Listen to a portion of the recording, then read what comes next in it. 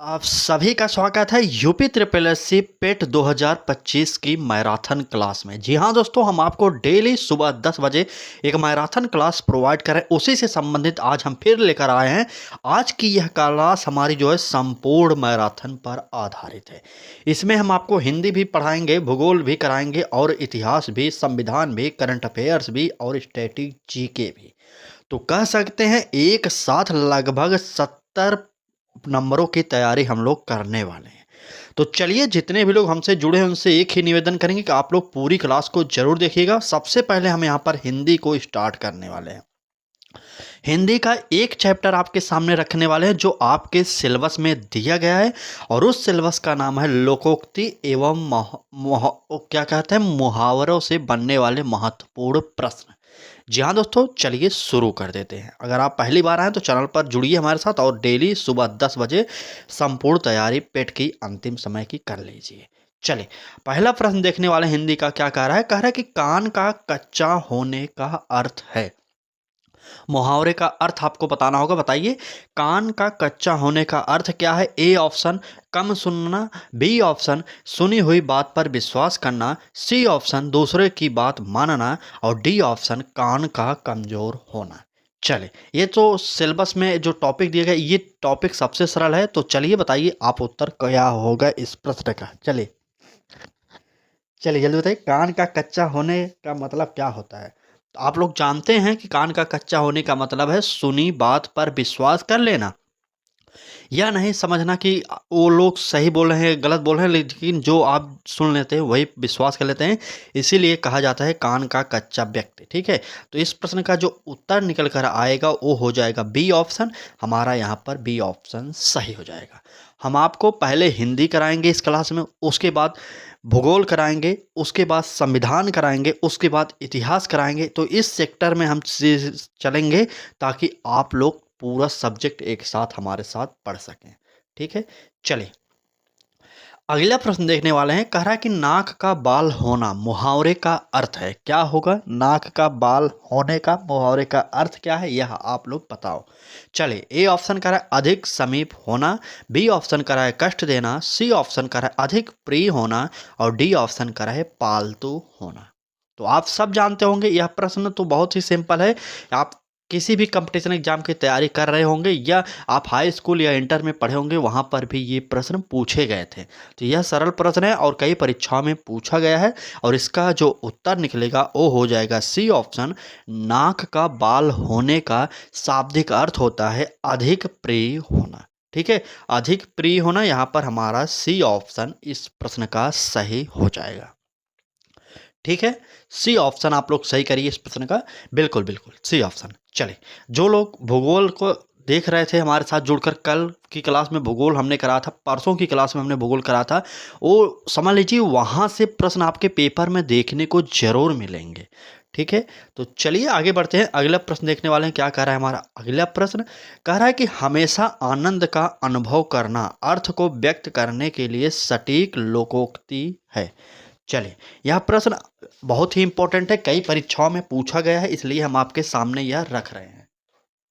चलिए बता दीजिए जल्दी से क्या होगा। ए ऑप्शन कह रहा है सदा दिवाली संत की 12 मास बसंत, बी ऑप्शन कह रहा है न सावन सूखा न बाधो हरा और सी ऑप्शन कह रहा है जहाँ चाह वहाँ राह और डी ऑप्शन कह रहा है आप भला तो जग भला। चलिए, आप इसका उत्तर बता दीजिए। हमेशा आनंद का अनुभव करने का अर्थ क्या होता है। तो आप सब जानिए कि सदा दिवाली संत की 12 मास बसंत। बिल्कुल सही। अगर आपने इस प्रश्न का उत्तर ए ऑप्शन दे दिया है तो यह प्रश्न ए ऑप्शन बिल्कुल सही आप लोग बता रहे हैं। ठीक है, सदा दिवाली संत की 12 मास बसंत। तो यहाँ पर उत्तर जो निकल कर आएगा वो निकल जाएगा हमारा ए ऑप्शन सही हो जाएगा। ठीक है, आखिरी के जो भी समय बचे हैं आपका, वह बहुत ही महत्वपूर्ण है। यकीन करिए इस प्रकार की क्लास से आपके पेपर में सेम टू सेम प्रश्न छपेंगे। और आपका पेपर क्या कब है आपको पता होना चाहिए, 6 और 7 सितंबर को आपको पेपर देना है। तो आज से लेकर लगभग 15-16 दिन का समय बचा हुआ है, आप जोड़ लीजिएगा। तो जो भी टाइम बचा है हम मॉडल पेपर भी आपको प्रोवाइड करेंगे। सभी सब्जेक्टों का मॉडल पेपर प्रोवाइड करेंगे। जितने जितने प्रश्न आपके सिलेबस के अकॉर्डिंग पूछे जाएंगे आपके पेपर में, उतने उतने प्रश्न हम आपको प्रोवाइड करेंगे हर सब्जेक्ट से। ठीक है, जैसे हिंदी का 5 प्रश्न पूछा जाएगा, इतिहास का 5 प्रश्न, भूगोल का 5 प्रश्न, संविधान से 5 प्रश्न। तो इस प्रकार से अब हम डेली 5-5 प्रश्नों के अकॉर्डिंग आपको क्लास कराएंगे। यह हमारा सोच कैसे है, क्या इससे आपका लाभ होगा कि नहीं होगा, यह ज़रूर बताइएगा। क्योंकि हम चाहते हैं कि जिस प्रकार से पेपर का पैटर्न आपसे पूछा जाएगा, सेम टू सेम उसी तरीके से हम आपको मॉडल पेपर प्रोवाइड करते हैं। ठीक है, बाकी आप कमेंट करके ज़रूर बताइएगा। आगे बढ़ते हैं। कह रहा है कि एक अनार 100 बीमार, यह एक है, क्या है? मुहावरा है, वाक्य है, वाक्यांश है, लोकोक्ति है, क्या है? आप लोग जल्दी से कमेंट करिए। चलिए जल्दी बताइए, क्या होगा? एक अनार 100 बीमार, यह क्या है? जल्दी बता दीजिए आप लोग। बिल्कुल सही। तो हम लोग लोकोक्ति और मुहावरा टॉपिक ही पढ़ रहे हैं, तो मतलब यहाँ पर या तो ए होगा या तो डी होगा, लेकिन बी और सी नहीं होगा। अब बताइए ए और डी में आप क्या उत्तर दे रहे हैं? चलिए आज हम एक टॉपिक समाप्त कर देंगे, बिल्कुल समाप्त करेंगे एक टॉपिक। चलिए, एक अनार 100 बीमार से बात किया जाए तो यह उत्तर हो जाएगा लोकोक्ति का। यह हमारा डी ऑप्शन यहाँ पर सही हो जाएगा। लोकोक्ति है एक अनार और 100 बीमार। आगे बढ़ते हैं, अगला प्रश्न देखने वाले हैं। क्या कह रहा है हमारा अगला प्रश्न? चले, अगला प्रश्न कह रहा है आंखें दिखाना मुहावरे का अर्थ में प्रयुक्त होता है। आंखें दिखाने का शाब्दिक अर्थ क्या होता है, यही आपसे इस प्रश्न में पूछा जा रहा है। बताइए। ए ऑप्शन कह रहा है लज्जित करना, बी ऑप्शन कह रहा है स्वागत करना, सी ऑप्शन कह रहा है सावधान करना और डी ऑप्शन कह रहा है क्रोध से देखना। बताइए क्या होगा हमारा यहाँ पर उत्तर। चलिए, आंखें दिखाने का शाब्दिक अर्थ क्या होगा? चलिए जल्दी बता दीजिए। ठीक ठीक ठीक। लज्जित करना ये तो होगा नहीं। स्वागत करना, यहाँ पर स्वागत की बात तो किया नहीं जा रहा है, मतलब ए भी कट गया और बी भी कट गया। अब बचे सी और डी। चलिए, सावधान करना या क्रोध से देखना, क्या होगा? आंखें दिखाने का शाब्दिक अर्थ आप लोग बताते रहिए। चलिए, बिल्कुल सही। हमारा जो उत्तर निकल कर आएगा वो हो जाएगा क्रोध से देखना। डी ऑप्शन अगर आप लोगों ने दिया है उत्तर तो आप बिल्कुल सही हैं। डी ऑप्शन यहाँ पर हमारा सही हो जाएगा। ठीक है, चलिए, क्लास अच्छी लग रही हो तो लाइक कर दीजिए। पहली बार आए तो सब्सक्राइब करके बेल आइकन को भी ऑन करिए। आपको सारे के सारे मैराथन क्लास, मॉडल पेपर सब अब हम अंतिम समय में प्रोवाइड करने वाले हैं। इसी प्रकार से करेंगे जैसे आज की हमारी क्लास है, मैराथन क्लास। ठीक है, तो जुड़े रहिएगा। पूरी क्लास को आप लोग जरूर देखिएगा। यहाँ से प्रश्न आपके पेपर में आएंगे, यकीन करिए एक बार। बस चलें, फिलहाल आगे बढ़ेंगे। अगला प्रश्न देखेंगे। देखिए, 6 प्रश्न हमने हिंदी से लिया था। आपके पेपर में तो मात्र 5 प्रश्न हिंदी से पूछे जाएंगे। ठीक है, 5 प्रश्न हिंदी के आएंगे, लेकिन हमने इस क्लास में 6 प्रश्न आपके लिए हिंदी करा दिया। और अदर सब्जेक्ट का किसी में 4 प्रश्न है, किसी में 5 प्रश्न है। तो आगे से हम आपको सिलेबस के अकॉर्डिंग, आपके परीक्षा पैटर्न के अकॉर्डिंग मैराथन क्लास प्रोवाइड करने वाले हैं। ठीक है, तो जुड़ जाइए हमारे साथ। प्रश्न देखेंगे क्या कह रहा है। सही मुहावरा निम्न में से कौन सा है? ए ऑप्शन कह रहा है नेत्रों में मिट्टी डालना, बी ऑप्शन कह रहा है आंखों में रेत फेंकना, सी ऑप्शन कह रहा है हमारा आंखों में धूल झोंकना और डी ऑप्शन कह रहा है आंखों में कचरा डालना। चलिए, सही मुहावरा निम्न में से कौन सा होगा, आप लोग कमेंट करके बताइए। चलिए, ठीक ठीक। आंखों में धूल झोंकना ये सब तो आप सुने ही होंगे। तो यहाँ पर हमारा जो उत्तर निकल कर आएगा वो हो जाएगा सी ऑप्शन, यहाँ पर हमारा सही हो जाएगा। ठीक, यहाँ पर आंखों में धूल झोंकना, यही सी ऑप्शन हमारा सही होगा। अब हम आगे बढ़ने वाले हैं और यहाँ से हमारा सब्जेक्ट स्टार्ट होगा दूसरा। बिल्कुल सही। अब हम यहाँ से देखने वाले हैं भूगोल का एक चैप्टर होगा, लगभग पठार या पर्वत। ठीक है, क्योंकि जो सिलेबस में आपके दिया गया है टॉपिक वही हम पढ़ने वाले हैं। वहाँ से एक भी प्रश्न हम बाहर नहीं पढ़ाएंगे। ठीक है, तो जुड़े रहिए। चलिए स्टार्ट करते हैं भूगोल का सेक्शन। चलिए, भूगोल का पहला प्रश्न देखते हैं क्या कह रहा है। कह रहा है कि दक्षिणी अमेरिका के मोड़दार पर्वत का उदाहरण दीजिए। यह प्रश्न इंपॉर्टेंट है, यह कई परीक्षाओं में पूछा गया था, इसलिए हमने आपके पेपर के लिए यह प्रश्न चुना है। ठीक है, तो चलिए बता दीजिए कौन सा हमारा उत्तर सही होगा। दक्षिण अमेरिका के मोड़दार पर्वत का उदाहरण कौन सा है? ए ऑप्शन कह रहा है रॉकी पर्वत, बी ऑप्शन कह रहा है एंडीज पर्वत, सी ऑप्शन कह रहा है आल्पस पर्वत और डी ऑप्शन कह रहा है हिमालय पर्वत। बताइए। चलिए चलिए, दक्षिण अमेरिका के मोड़दार पर्वत का उदाहरण दीजिए। बिल्कुल सही। तो इसमें जो उत्तर निकल कर आएगा, यह एनसीईआरटी में बनाया गया प्रश्न है और इसका उत्तर जो हो जाएगा वो हो जाएगा एंडीज पर्वत। ठीक है, एंडीज पर्वत यहाँ पर हमारा सही ऑप्शन बी ठीक हो जाएगा। ठीक है, दक्षिण अमेरिका के मोड़दार पर्वत तो हो जाएगा एंडीज। आगे बढ़िए, अगला प्रश्न देखने वाले हैं क्या कह रहा है। अगला प्रश्न में पूछा जा रहा है कि निम्नलिखित में से किस पर्वत श्रृंखला में नवीन वलित पर्वत है? बताइए, किस पर्वत श्रृंखला में नवीन वलित पर्वत है? ए ऑप्शन करा है यूराल, बी ऑप्शन करा है आल्पस, सी ऑप्शन करा है अपलेशियन और डी ऑप्शन करा है अरावली। चलिए बताइए। भारत की सबसे प्राचीन पहाड़ी पूछी जाए तो वो हो जाएगी अरावली। सबसे पुरानी, प्राचीन मतलब पुरानी, ठीक है। सबसे पुरानी अगर पहाड़ी आपसे पूछी जाए तो अरावली होती है। अरावली कहाँ पर है? तो राजस्थान में है। आप इसे भी जानते रहिएगा, ठीक है। राजस्थान में अरावली है। चले, और इस प्रश्न के उत्तर की अगर हम बात करेंगे, किस पर्वत श्रृंखला में नवीन वलित पर्वत हैं, तो इसका उत्तर जो निकल कर आएगा आप लोग जल्दी से बता दीजिए। बिल्कुल सही। तो हमारा उत्तर जो इसमें होगा वो हो जाएगा आल्पस। बिल्कुल, यह हमारा उत्तर जो निकल कर आएगा बी ऑप्शन यहाँ पर आल्पस सही हो जाएगा इस प्रश्न का। और अरावली भारत में है, यह सबसे पुरानी पर्वतमाला है। ठीक है, इतना भी जानते रहिएगा आप लोग, क्योंकि यहाँ से भी प्रश्न बन सकता है। तो आपको जहाँ जहाँ से भी प्रश्न बनेंगे वह याद करना चाहिए। ठीक है, चलिए फिलहाल आगे बढ़ेंगे, प्रश्न को देखेंगे क्या कह रहा है हमारा अगला प्रश्न। कह रहा है कि निम्नलिखित में से कौन सा वलित पर्वत का एक उदाहरण नहीं है? अब यहाँ पर वलित पर्वत 3 दिए गए हैं और एक नहीं है, वही आपको चुनना पड़ेगा। ए ऑप्शन करें माउंट फूजी, बी ऑप्शन करें आल्पस, सी ऑप्शन करें एंडीज और डी ऑप्शन करें रॉकी। तो आप लोग बताइए कि कौन सा वलित पर्वत का उदाहरण नहीं है। चलिए, बिल्कुल सही। यह प्रश्न एनडीए 2023 के पेपर में पूछा गया, पेट के पेपर में भी पूछा गया है और इसका उत्तर जो निकल कर आएगा वो हो जाएगा माउंट फूजी। ठीक है, माउंट फूजी जो पर्वत है यह वलित पर्वत का उदाहरण नहीं है। यहाँ पर जो ऑप्शन सही होगा वो सही हो जाएगा ए ऑप्शन। ठीक है, ए ऑप्शन यहाँ पर सही हो जाएगा। क्लास कैसी लग रही है? आप लोग सबसे पहले बताइए, क्लास कैसी लग रही है? क्या आप हमारे साथ जुड़कर डेली सुबह 10 बजे क्लासेज को देखते हैं कि नहीं देखते? एक बार कमेंट करिए तो जल्दी से देखते हैं कितने लोग हैं जो हमारे साथ जुड़कर क्लास कर रहे हैं। और कई लोग तो ऐसे हैं सिर्फ हमारे चैनल को ही सब्सक्राइब करके रखें और वो क्लास नहीं देखते। तो भाई मैं आप सभी से कहना चाहता हूँ, अगर आपने चैनल को सब्सक्राइब किया तो आप पढ़ेंगे नहीं तो आप पास नहीं हो पाएंगे।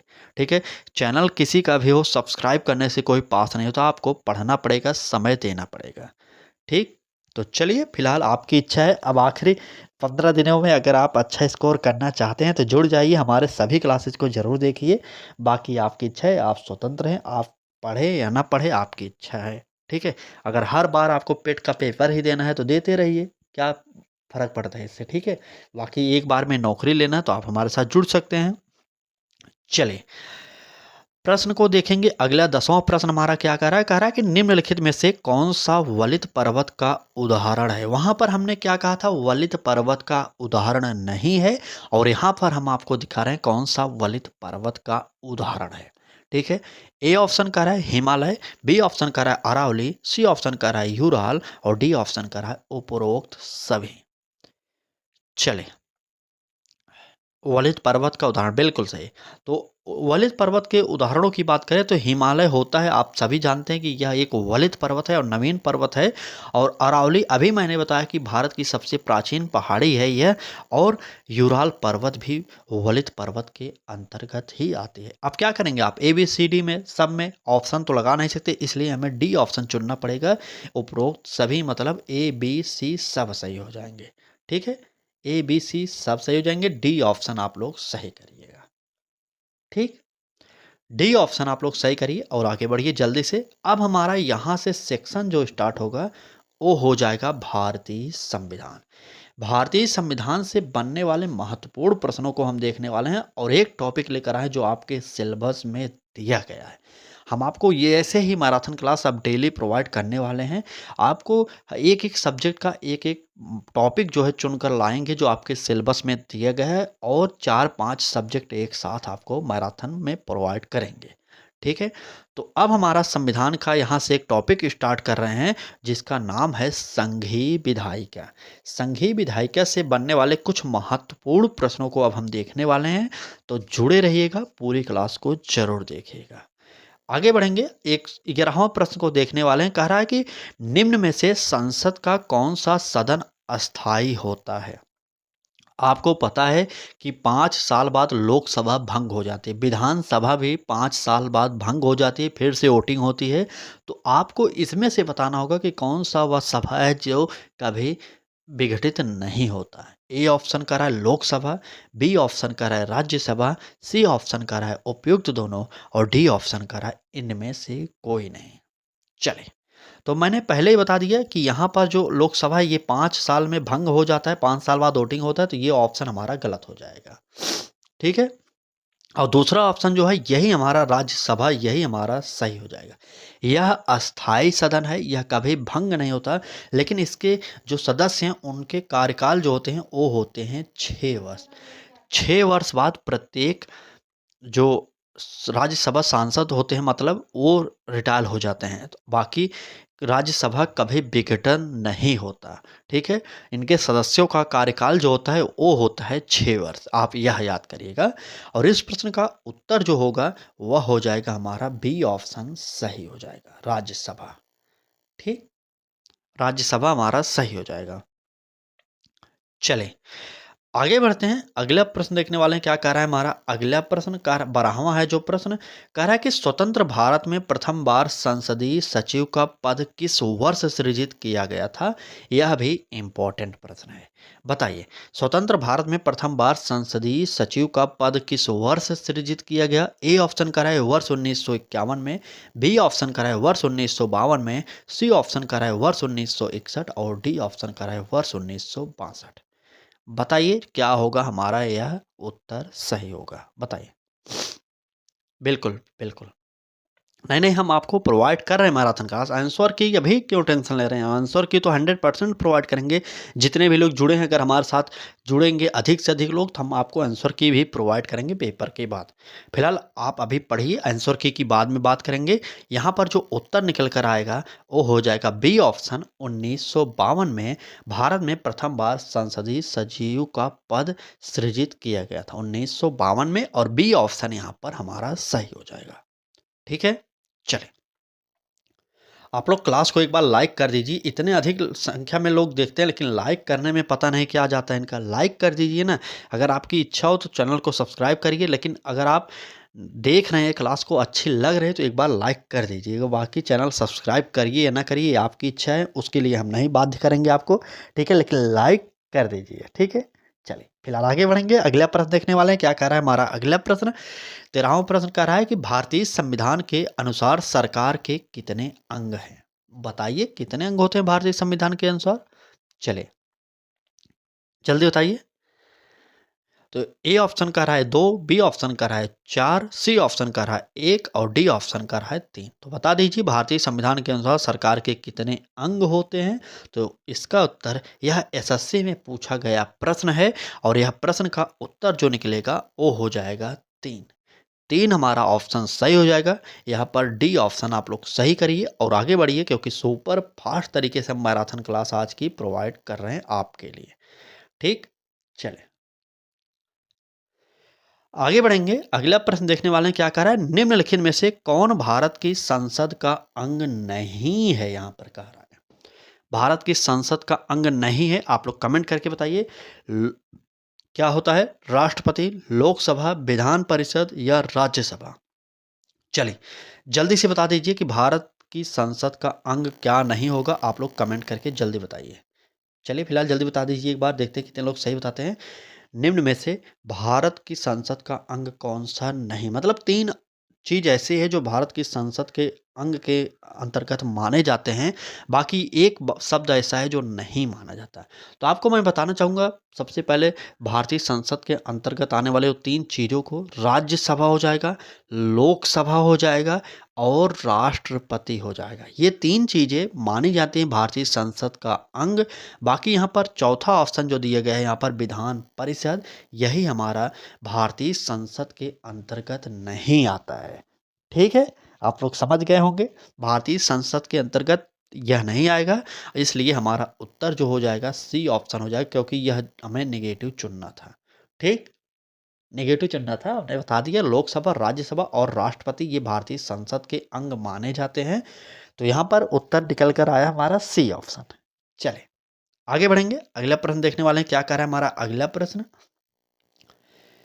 अगले प्रश्न में कहा रहा है कि भारतीय संसद संविधान के अनुसार राज्य विधानमंडल के उच्च सदन को कौन स्थापित अथवा निरस्त कर सकता है।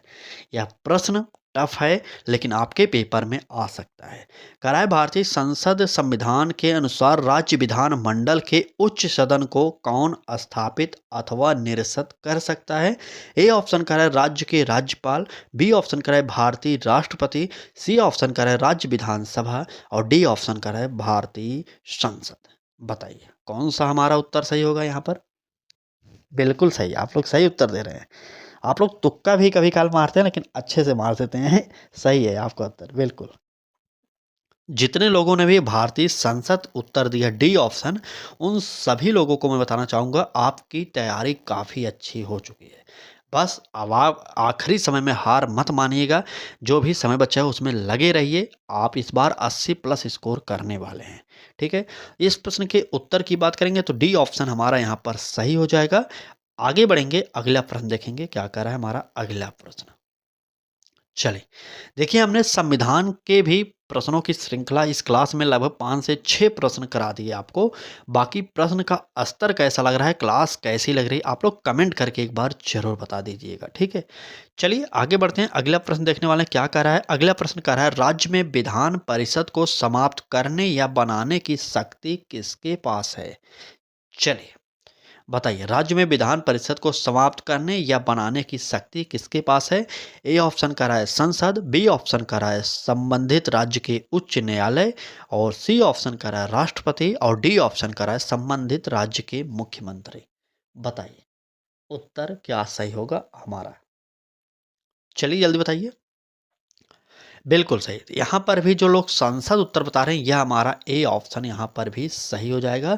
संसद, यह हमारा ऑप्शन ए सही हो जाएगा इस प्रश्न का। आगे बढ़ेंगे, अब हम यहाँ से स्टार्ट करेंगे इतिहास। अभी तक हमने क्या पढ़ लिया? पहला सब्जेक्ट था हमारा हिंदी, दूसरा सब्जेक्ट था भूगोल, तीसरा सब्जेक्ट था संविधान और चौथा सब्जेक्ट है हमारा इतिहास। तो इस प्रकार की क्लास अब हमारे साथ आप डेली करा करिए, सुबह 10 बजे मिस मत करिए, क्योंकि हम आपको बहुत समय तक बड़ी क्लासें नहीं प्रोवाइड करते हैं। हालांकि 5 सब्जेक्ट 6 सब्जेक्ट प्रोवाइड करना ये भी बहुत बड़ी बात है एक क्लास में, लेकिन फिर भी हम आपको परीक्षा पैटर्न पर आधारित मतलब 5-5 प्रश्न आपके पेपर में हर सब्जेक्ट से पूछे जाएंगे, हम आपको वह प्रोवाइड कर रहे हैं। लगभग हर क्लास में 5 प्रश्न हर सब्जेक्ट से लाएंगे अब। ठीक है, बाकी आपकी इच्छा है, अगर आपको जुड़ना है तो जुड़ जाइए। आप सिलेबस अब मत देखिए, सिलेबस अब हो गया। सिलेबस मैंने पहले ही बताया, आप हमारे चैनल के प्लेलिस्ट पे जाइए, वहाँ पर यूपी ट्रिपल एस सी पेट का सिलेबस अपलोड किया गया है। या हमारी आप पिछली क्लासेस देखिए, वन मतलब एक एक सब्जेक्ट में जो हमने कराई, जैसे भूगोल, संविधान और हिंदी, तो इनका सिलेबस हम उसी क्लास में दिखा दिए हैं स्टार्टिंग में। ठीक है, आप उनको देख सकते हैं। लेकिन अब आखिरी समय में सिलेबस मत देखिए, आप हम जो पढ़ा रहे हैं वही पढ़िए आप लोग। ठीक, तो चलिए अब यहाँ से हम स्टार्ट करेंगे हिंदी पढ़ लिए इतिहास का सेक्शन। इतिहास का एक चैप्टर लेकर आए हैं आपके लिए, मतलब हर क्लास में एक एक चैप्टर एक एक विषय से लाएंगे आपके लिए। ठीक, चलिए बढ़ेंगे। पहला प्रश्न देखेंगे, इतिहास का क्या कह रहा है हमारा। कह रहा है कि निम्न में से कौन सा राजस्थान में स्थित एक परिपक्व चरण हड़प्पा स्थल है। बहुत ही इंपॉर्टेंट प्रश्न है और बहुत टफ प्रश्न है। बताइए राजस्थान में स्थित एक परिपक्व चरण हड़प्पा स्थल कौन सा है। ए ऑप्शन का है नागेश्वर, बी ऑप्शन का है लोथल, सी ऑप्शन का है हमारा मांडा और डी ऑप्शन का है कालीबंगा। बताइए क्या होगा हमारा इस प्रश्न का उत्तर सही होगा। चलिए, जल्दी से कमेंट कर दीजिए उत्तर क्या होगा। एक बार आप लोग जल्दी से कमेंट करिए, करिए जल्दी से। देखते हैं कितने लोग इस प्रश्न का उत्तर जल्दी से बता देते हैं। बिल्कुल सही। अगर आप उत्तर दे रहे हैं क्या, बताइए क्या उत्तर दे रहे हैं? बिल्कुल सही। राजस्थान में तो एक ही हड़प्पा का स्थल है जो बहुत ज़्यादा मशहूर है, वो है हमारा कालीबंगा। कालीबंगा हमारे राजस्थान में प्रसिद्ध है हड़प्पा स्थलों में। तो आप लोग यहाँ पर डी ऑप्शन सही करिएगा, ठीक है, कालीबंगा। और बात करें लोथल कहाँ पर है, तो लोथल हो जाएगा गुजरात में। आप लोग लोथल को भी जानते रहिए क्योंकि लोथल भी बहुत ज़्यादा परीक्षाओं में पूछा जाता है। लोथल गुजरात में, कालीबंगा जो है यह है कहाँ पर, राजस्थान में। तो इस प्रश्न का उत्तर हमारा डी ऑप्शन सही हो जाएगा। चलिए आगे बढ़ेंगे, अगला प्रश्न देखेंगे क्या कह रहा है हमारा अगला प्रश्न। प्रश्न में कहा जा रहा है हड़प्पा स्थल को कोट दीजिए उस सभ्यता के निम्नलिखित में से किस प्रमुख स्थल के समीप है। यह प्रश्न टफ है, आप लोग उत्तर बताइए। ए ऑप्शन करा है हड़प्पा, बी ऑप्शन करा है मोहनजोदड़ो, सी ऑप्शन करा है लोथल और डी ऑप्शन करा है कालीबंगा। चलिए बताइए, जल्दी बताइए। देखते हैं यह प्रश्न टफ है तो कौन उत्तर जल्दी देता है। चलिए, बिल्कुल सही। अगर आपने उत्तर दे दिया, बहुत सही, बहुत सही, बिल्कुल, बिल्कुल सही। आप लोग इसी प्रकार से तैयारी करते रहिएगा क्योंकि अब आपका जो भी समय बचा है वह बहुत ही इम्पोर्टेंट होने वाला है। आप लोग बिल्कुल सही उत्तर दे रहे हैं। यहाँ पर बी ऑप्शन हमारा मोहनजोदड़ो सही हो जाएगा, बी ऑप्शन सही हो जाएगा, ठीक है। बाकी क्लास कैसी लग रही यह कमेंट करके एक बार बता दीजिए। और कितने लोग हैं जो हमारे साथ जुड़कर डेली क्लास देखते हैं और क्लास उनको अच्छी लगती है, यह भी आप ज़रूर बताइए। चलिए फिलहाल आगे बढ़ेंगे, अगला प्रश्न देखने वाले हैं क्या कह रहा है। कह रहा है कि निम्नलिखित में से कौन सा सिंधु घाटी सभ्यता का महत्वपूर्ण स्थल नहीं है। आप बताइए निम्नलिखित में से कौन सा सिंधु घाटी सभ्यता का महत्वपूर्ण स्थल नहीं है। ए ऑप्शन कह रहा है कालीबंगा, बी ऑप्शन कह रहा है हड़प्पा और सी ऑप्शन कह रहा है मोहनजोदड़ो और डी ऑप्शन कह रहा है आजमगढ़। बताइए क्या होगा हमारा यहाँ पर उत्तर, सही होगा, बताइए जल्दी से। ठीक, ठीक, ठीक। पूछा क्या जा रहा है, सिंधु घाटी सभ्यता का महत्वपूर्ण स्थल नहीं है। तो पहले मैंने बताया कि कालीबंगा राजस्थान में है, ये तो सबसे महत्वपूर्ण है राजस्थान के क्षेत्र में। हड़प्पा भी है सिंधु घाटी सभ्यता से ही संबंधित, मोहनजोदड़ो भी है सिंधु घाटी सभ्यता से संबंधित। लेकिन यहाँ पर जो आजमगढ़ आएगा ना, यह घाटी सभ्यता से संबंधित नहीं है। और यह आजमगढ़ हमारा यूपी का ही एक जिला है, वह पूछा जा रहा है आपसे, ठीक है। तो इस प्रश्न के उत्तर की अगर हम बात करेंगे तो यहाँ पर जो प्रश्न का उत्तर निकलेगा वो निकल जाएगा डी ऑप्शन हमारा यहाँ पर सही हो जाएगा, ठीक। तो चलिए आज की क्लास में बस इतने ही प्रश्न थे, ये रहा आपका आंसर की। बाकी क्लास अच्छी लगी हो तो जुड़ जाइए हमारे साथ। अभी तक आपने हमारे चैनल को सब्सक्राइब नहीं किया तो कर लीजिए क्योंकि लक्ष्य तक आपको पहुंचना है तो हमारे लक्ष्य तक से जुड़ना होगा, तभी आप अच्छे लक्ष्य पर पहुंच सकते हैं। बाकी यह मैराथन कैसी लगी यह कमेंट करके आप बता सकते हैं। कल फिर मिलेंगे एक मैराथन क्लास के साथ। आप लोग कमेंट करके बता दीजिए कि एक सब्जेक्ट का स्पेशली मैराथन लाएं या इसी प्रकार से सभी सब्जेक्ट को मिलाकर मैराथन क्लास आपको प्रोवाइड किया जाए, इतना आप जरूर बताइएगा, ठीक है। एक सब्जेक्ट या सभी सब्जेक्ट एक साथ आप लोग जरूर बताइएगा। बाकी कल फिर मिलेंगे सुबह 10 बजे, तब तक पढ़ाई करते रहिए और अंतिम समय में जितना भी एफर्ट लगा सकते हैं लगा दीजिएगा। धन्यवाद।